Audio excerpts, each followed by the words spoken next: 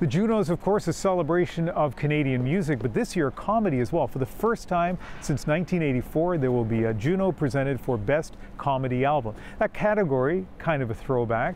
So too is one of the nominees, Ivan Decker. And I spoke to him at the Vancouver Club where he made his stand-up debut almost 15 years ago. Yeah, I don't know. I know a few things. I know your hair is very important to you, ladies. And I learned this because I lived with a girl. Take observations of ordinary life and then add some comic timing. I was like, are you crying because you didn't like your haircut? She was like, shut up! You don't understand! And I said, you are correct. I used to think oatmeal was the saddest food. And since being on top of your game in Canadian comedy doesn't necessarily make you a household name, so someone watching The National now who doesn't know who you are, what should they know? They should know that I'm a comedian, mostly, even though I dress like I manage a bank. I tell jokes, and I love jokes so much, and if you come and watch me, that's what you're going to get. I'm not going to pick on people in the crowd. I'm not going to try to change your mind about any issues, except maybe like appliance related. But if you invented a microwave today, you wouldn't be able to sell that to anybody. Like, hey, I invented this thing, you should try it. What does it do? Cooks food really fast. Does it do it properly? No. I could maybe convince you that microwaves are dumb, but that's pretty much as political as I get. I just want to make people laugh. That's kind of my main goal. I've heard legends of a $1 bill at one point. Oh, those must have been the salad days of Canadian currency. You generally don't swear on stage. You don't pick on your audience. You are dressed in a shirt and tie for this interview, and you're the youngest looking 32-year-old I've seen recently. Is this a shtick or is this you? I've always kind of enjoyed like the old style of showbiz where people dressed up, they wore suits. Like I love watching old Johnny Carson and stuff like that.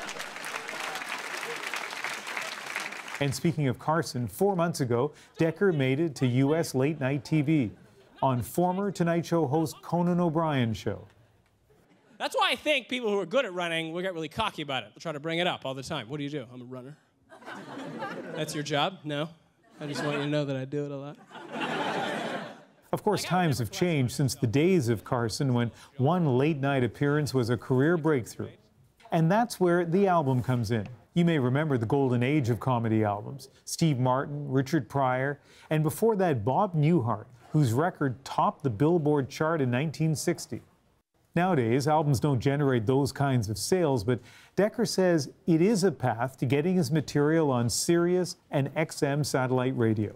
To me, such a neat thing to have it be on XM radio and have it played all throughout North America and even the world if people tune in. And it's so fun to me to get like an Instagram video of somebody from Arizona of their kid doing my dinosaur joke. They're like, hey, he's a big fan of yours. And it's so cool. It's just like I never thought I'd be able to reach that audience.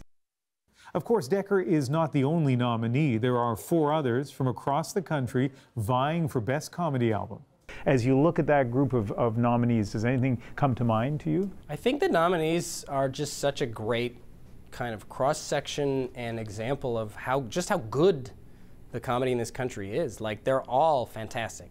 I just think that if people were to listen to all 5, you'll get a really good idea of just how great Canadian comedians are. I mean, put it up against any of your favorites, and you'll see that there's so much talent here. And it really, it's such an honor for me to be in that group. So that's Ivan Decker's homework assignment for you. Download all 5 of those albums. This category, by the way, was awarded 4 times in Juno history between 1979 and 1984. The winners were the Royal Canadian Air Farce, Rich Little for his one-man performance of A Christmas Carol, and Bob and Doug McKenzie twice.